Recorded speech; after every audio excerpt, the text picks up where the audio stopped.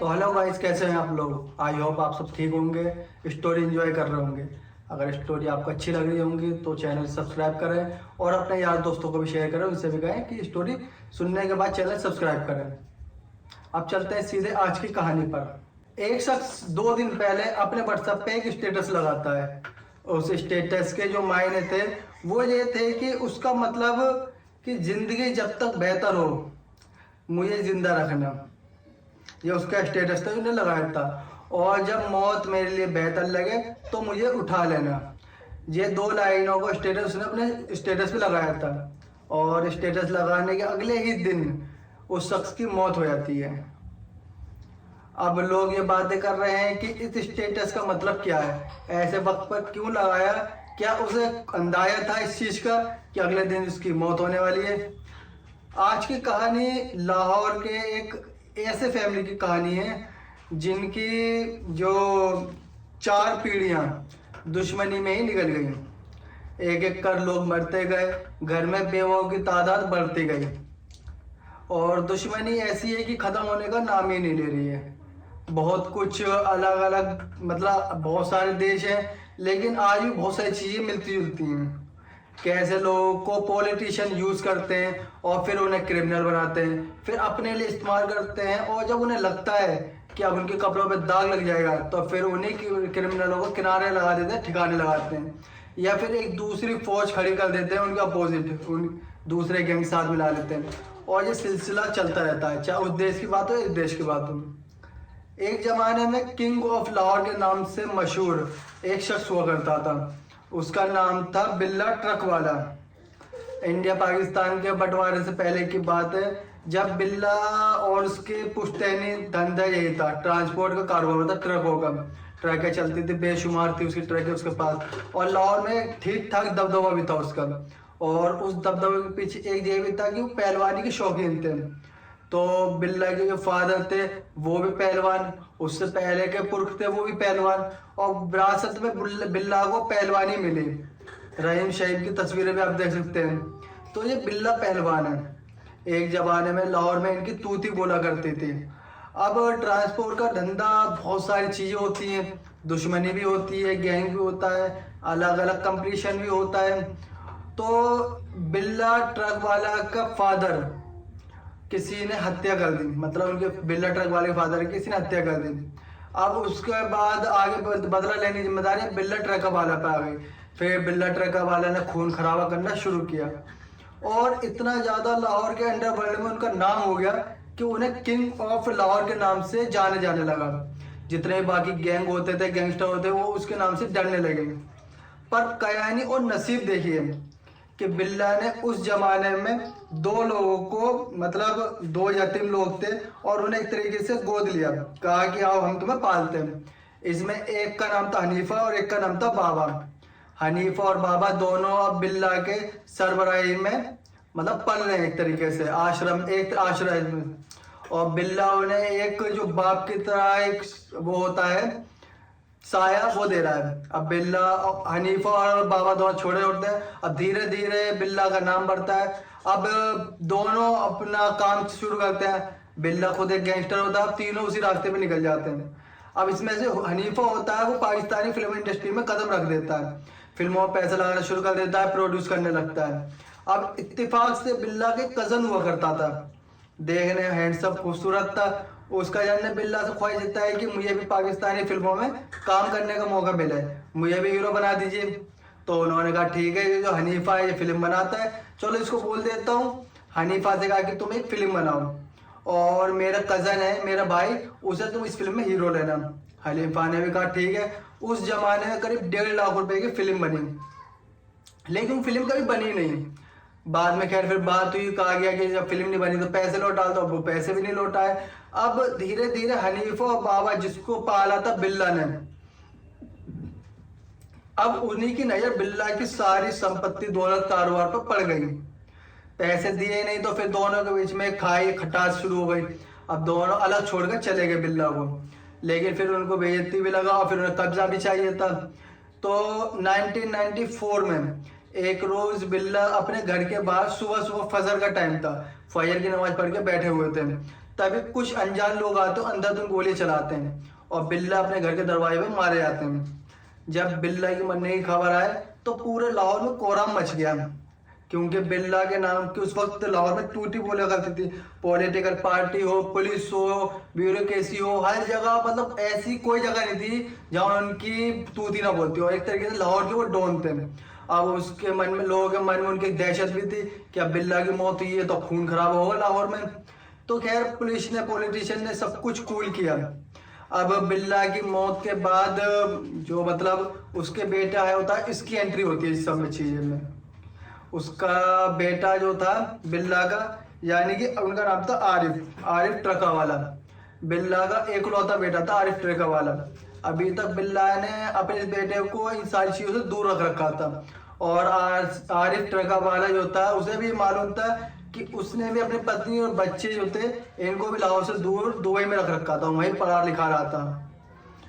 क्योंकि यहाँ पर उसे पता था लाहौर में खतरा है। बाप डॉन, अब बाप की डॉन गोली मार के हत्या भी कर दी गई, लेकिन अब बाप की मौत हो चुकी है तो आरिफ को लौटकर आना पड़ता है। आरिफ पाकिस्तान लौटता है। अब उसने मतलब बहुत सारे जो सिक्योरिटी गार्ड रखे उसने अपने इर्द गिर्द चारों तरफ। उसके बाप के जो कातिल थी उसे सजा नहीं मिल पा रही थी। अब आरिफ ने चुन चुन कर ये जो बाबा हनीफा ने गैंग बना रखी थी एक अपनी अलग, इनके साथ में एक गैंग और थी, बट गैंग, जिसमें जो बट गैंग के में दो लोग थे, इसरारुल हक बट और सुहेल शौकत बट, ये दो लोग थे बट गैंग के लोग। तो इन सीधे इन तमाम लोगों से दुश्मन थे, क्योंकि आरिफ ट्रक वालों को मालूम था कि उसके बाप की मौत के पीछे यही लोग हैं। अब गैंग वॉर एक तरीके से लाहौर में शुरू हो चुकी थी। बहुत सारे लोग इस गैंग वॉर में मारे जाते हैं, एक दूसरे को मारते हैं, जैसे फिल्मों में दिखाते हैं एक दूसरे को मारते हैं, ये मार रहा है वो मार रहा है। और इसी खून खराबे के दौर में आरिफ ने डर से अपने परिवार को दुबई में भेज दिया और वो लाहौर में रह के गद्दी पे बैठता था, अपने बाप की वजह से सारी दुश्मनी चलाता था। अब दौर आता है 2010 का, जनवरी का महीना था। आरिफ अपने दुबई में बच्चों से मिलकर आ रहा था, क्यों वहीं रह रहे थे। और आरिफ का भी सिर्फ एक ही बेटा था, इत्तेफाकी देखिए, जैसे बिल्ला का एक बेटा आरिफ था, इसी तरीके से आरिफ का एक बेटा था, उसका नाम था आरिफ। और आरिफ ने अपने इस बेटे को जो भी दुश्मनी थी और जो कुछ था उससे दूर रख रखा था। 2010 जनवरी में अब आरिफ लौटता है लाहौर वापस दुबई से। लाहौर लौटते हैं और लियाकत अली जिन्ना एयरपोर्ट से जैसे बाहर निकलता है, पार्किंग की तरफ बढ़ता है अपनी गाड़ी की तरफ, अचानक से सामने से कुछ लोग आते हैं, अंधाधुंध फायरिंग करते हैं, गोलियां चलाते हैं। और आरिफ जो होता है, आरिफ ट्रका वाला, उसकी मौत मौके पर ही हो जाती है। बाद में उसको लाहौर के मियाँ हॉस्पिटल में ले जाता है, जहाँ डॉक्टर भी इसको मृत्यु घोषित कर देते हैं। अब एक बार फिर लाहौर के इलाके में मातम और कोहराम दोनों होता है, क्योंकि करीब 16 साल पहले आरिफ के बाप को भी उसके घर के बाहर मारा गया था। अब आरिफ को एयरपोर्ट के बाहर मारा गया था, बिल्कुल सिक्योरिटी जोन में मारा गया था। तो दुश्मनी जग जाहिर थी, किसी दुश्मनी में। लेकिन अब यहाँ पर एक फर्क था, वो ये था कि बिल्ला का बदला तो आरिफ ने ले रहा था, आरिफ का बदला कौन लेगा। क्योंकि जो आरिफ था, आरिफ की विरासत के नाम पे सिर्फ एक ही बेटा था, जो इस लाहौर की तमाम चीज़ों से अनजान, दूर दुबई में अच्छा खासा पढ़ लिख रहा था, टैलेंट थी, देखने में भी स्मार्ट और एक नेचुरल बंदा, और वो वहीं रहता अपनी माँ के साथ। लेकिन अब बाप की मौत हो जाती है तो मजबूरी में वो बीवी और बेटे को लाहौर पहुंचना पड़ता है आरिफ के। अब यहीं पर आमिर की जो एंट्री होती है लाहौर में, वो लाहौर आ जाता है और अपने बाप को सुपुर्द खाक करता है, मतलब दफनाता है। और अब ये था कि कौन संभालेगा पूरा ये ट्रांसपोर्टेशन का काम है और जो इसकी गद्दी है। तो अब आमिर जो होता है ट्रका वाला, अगला वारिस बनता है इस पूरी सल्तनत का, परदादा, फिर उसके बाद दादा और अब फादर, मतलब तीनों लोगों का कत्ल हो चुका था खानदान में। और आमिर जो है, जो इन सारी चीज़ों से बिल्कुल दूर, पाकिस्तान, लाहौर के इस अंडरवर्ल्ड, इसकी दुनिया से काफ़ी दूर, मजबूरी उसको लाहौर ले आती है। अब वो लाहौर आता है 2010 में, और आने के बाद अब वो अदालतों के चक्कर काटना शुरू कर देता है कि उसके फादर के कातिलों को सजा मिले। लेकिन फिर उसका इल्जाम कि पुलिस वाले भी मिले हुए थे, क्योंकि सामने वाले गैंग भी मजबूत थी। फिर उन्हें ये भी पता चला कि पहले बिल्ला, फिर उसके बाद आरिफ, अब इनकी मौत के बाद कोई बचा नहीं है। अब ये तो बच्चा है, आमिर दुबई में पढ़ रहा है, तो उन्होंने भी जो पॉलिटिशियन पुलिस वाले हैं वो भी अलग पॉलिटिशियन के कहने पर, और ये लोग थे उस वक्त शहबाज शरीफ, उसके लिए काम किया करते थे राइवल गैंग के। अब जो कानून ने सजा दी नहीं, अदालतों के चक्कर काटते काटते जो आमिर होता है, जब लौट कर दुबई से जब भी अपने रिश्तेदारों से मिलता था, पाकिस्तान आता था, तो जब भी उसके कान में यही बात घूमती थी कि तुम बेटे हो, तुम अपने बाप की मौत का बदला लो। और ये बात वो इतनी बात सुन चुका था कि कहता कि अब हटाओ, पढ़ाई लिखाई तालीम से कुछ नहीं होना, ये सब बेकार की चीज़ है, और अब बाप की मौत से बदले से बड़ी कोई चीज़ नहीं है। अब जाने अनजाने और इस बदले की वजह से ही एक सीधा साधा, एक पढ़ा लिखा लड़का अपने पुरखों के इस विरासत को आगे बढ़ाने के लिए खुद को इस जुर्म की दुनिया में दाखिल कर देता है। अब इसके बाद जो कानून, अदालत, पुलिस नहीं कर पाए, वो अपने बाप के कातिल को ढूंढ ढूंढ कर ठिकाने लगाता रहा आमिर। कई बार पकड़ा भी जाता है, राइवल गैंग पुलिस को सुपारी देती है, उसको कोर्ट लखपत जेल में ही मारने की कोशिश की, लेकिन वो बच जाता है। एक दो बार तो गोली काफी उसके करीब से गुजर जाती है। इसके बाद वो अपने पर्सनल सिक्योरिटी भी रखना शुरू कर दी उसने। सिक्योरिटी ऐसी है कि जब वो निकले तो लाहौर में लोग पहचान जाते थे कि कौन जा रहा है। बिल्ला का पोता जा रहा है, ट्रैका वाला जा रहा है, 30 से 40 सिक्योरिटी गार्ड, बुलेट प्रूफ गाड़ियाँ उसके इर्द गिर्द, और आगे पीछे सड़क पर किसी भी ठहरने या रुकने या देखने झांकने की इजाजत तक नहीं थी किसी को। ये जज्बा था आमिर को उस वक्त, और उम्र उस वक्त सिर्फ आमिर की 34 साल थी। अब वो एक एक कर अपने बाप के कातिल जो होते हैं उन्हें निपटाता जा रहा था। उधर दूसरा गैंग भी पावरफुल अपने पॉलिटिक्स का इस्तेमाल करके इसके खिलाफ केस पे केस करवाया जा रहा था। फिर कई कत्ल के मुकदमे हुए, जमीन कब्जाने के मुकदमे, धमकाने के मुकदमे भी हुए।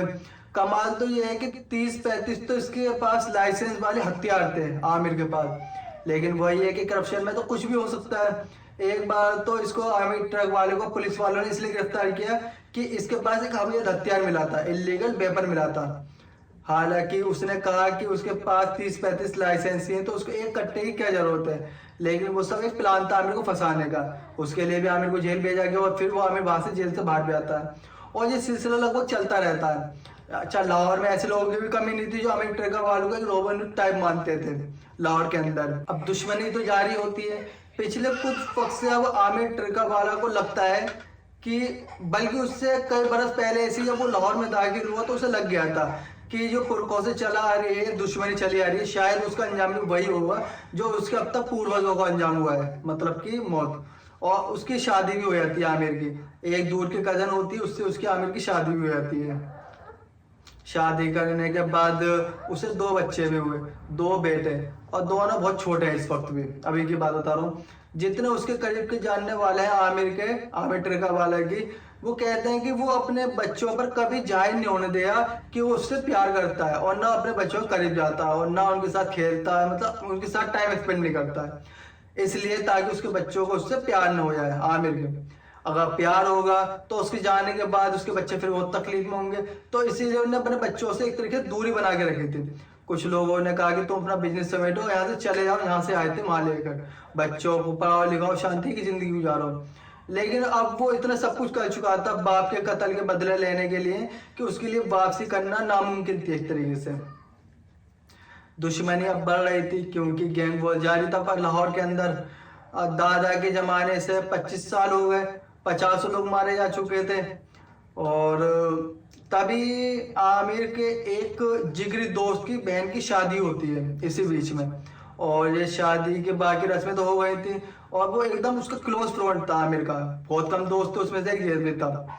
और उस दोस्त की बहन की पूरी शादी की सारी चीजों में ये अपने दोस्त के साथ शामिल था आमिर। इसके आमिर के दोस्त का नाम था हमजा। अब सारी रस्में हो जाती हैं। 18 फरवरी संडे, यानी कि बीते संडे को बारात आनी थी, और आमिर जो था और उसके दोस्त हमजा की बहन की विदाई थी। अब सबको मालूम था कि आमिर का बहुत अजीज दोस्त है हमजा का, तो शादी में तो जाएगा, और ये बात दुश्मनों को पता चल जाती है।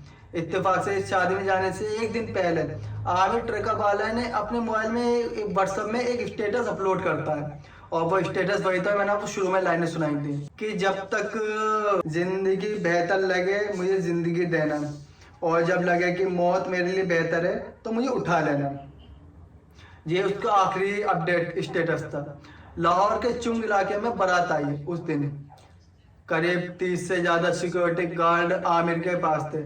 लेकिन अब ये होता है कि अब बारात या फंक्शन में जाते हैं तो बहुत सारे मेहमान होते हैं, खाने के टेबल पे बैठते हैं तो अलग अलग चारों तरफ बैठते हैं, तो हथियारबंद लोगों को देखकर अजीब सा लगता है। तो अमूमन ऐसे मौकों पे देखा भी जाता है कि वीआईपी भी कहते हैं कि एक दो को तो अपने पास रख लेते हैं, बाकी को थोड़ी दूरी पर रख देते हैं, या फिर बाकी को कुछ गेट के बाहर या फिर इस तरीके से, मतलब अपने पास सिर्फ एक दो को पहरेदारी के लिए रखते हैं, बाकी सबको दूर छोड़ जाते हैं।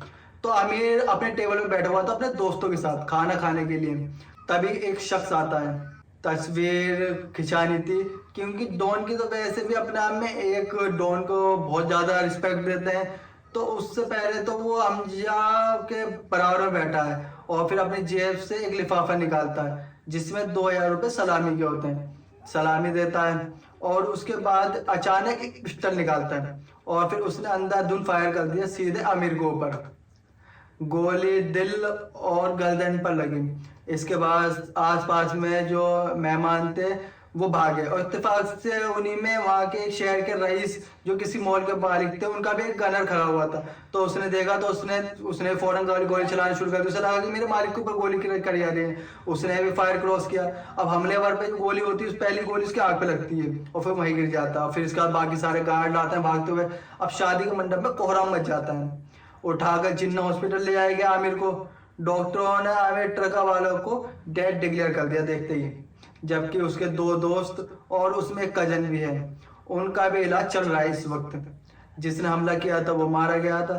कहते हैं कि वो हमलावर उसी बट गैंग से आया था जिनके साथ इसकी पुरानी दुश्मनी चल रही थी, इसके परिवार की दुश्मनी चल रही थी शुरू से।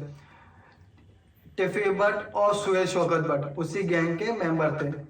आमिर की मौत की खबर जैसी ही फैली, एक बार फिर लाहौर में हंगामा शुरू हो जाता है। औरतें रोने लगती हैं, पूरे इलाके में ट्रक वाले का दबदबा था। वहाँ लोग, पुलिस के लिए भी अब मुसीबत थी। पाकिस्तान के हर न्यूज़ चैनल पर ब्रेकिंग न्यूज़ यही चल रही थी, तस्वीर चल रही थी, खबर शूट आउट की तस्वीर चल रही थी पाकिस्तान की सारी न्यूज़ चैनलों पर।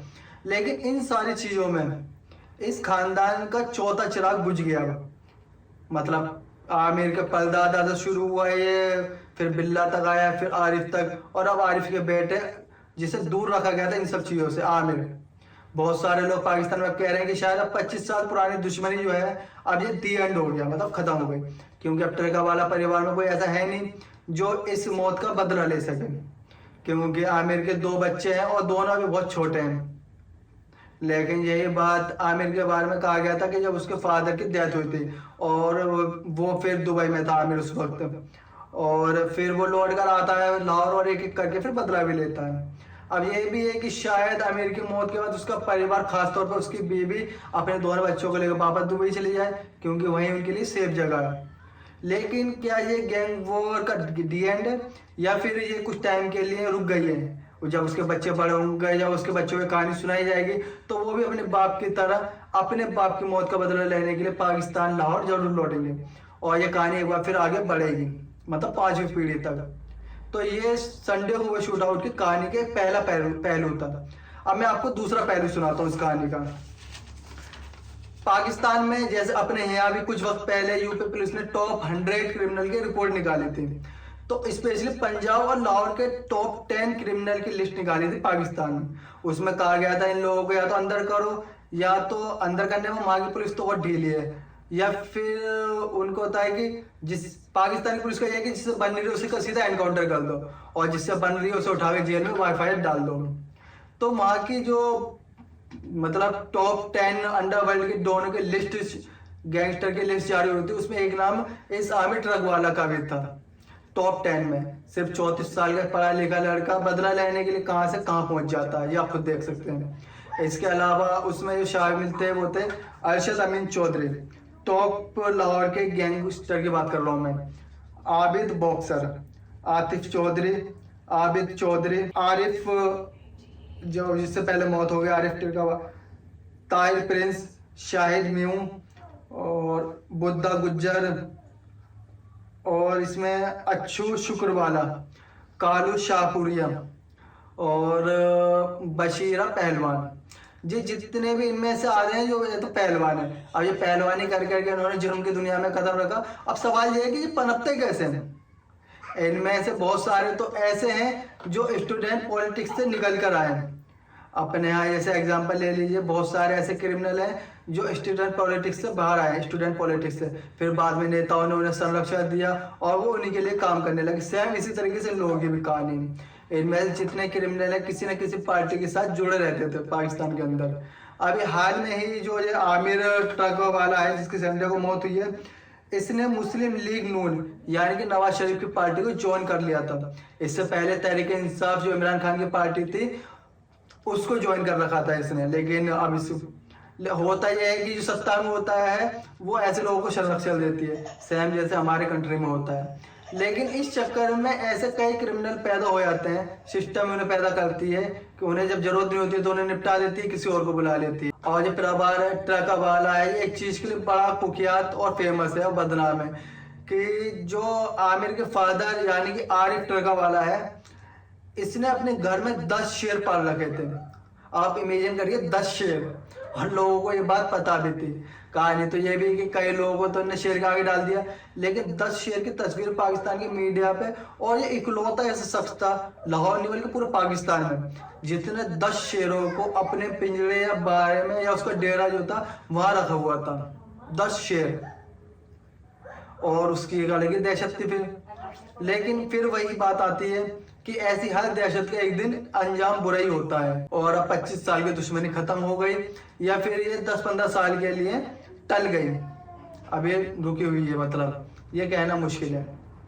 तो आज की कहानी ये थी पाकिस्तान से। उम्मीद करता हूँ आपको आज की कहानी पसंद आई होगी। अगर कहानी पसंद आई हो तो वीडियो लाइक करें, चैनल सब्सक्राइब करें। अगर आपको ये स्टोरी अच्छी लगती है तो खुद भी सुने और अपने यार दोस्तों को भी सुनाएं, उनसे शेयर करें, और खुद भी सब्सक्राइब करें चैनल और अपने यार दोस्तों से सब्सक्राइब कराएं। अब मिलते हैं कल किसी नई कहानी में, जब तक के लिए धन्यवाद।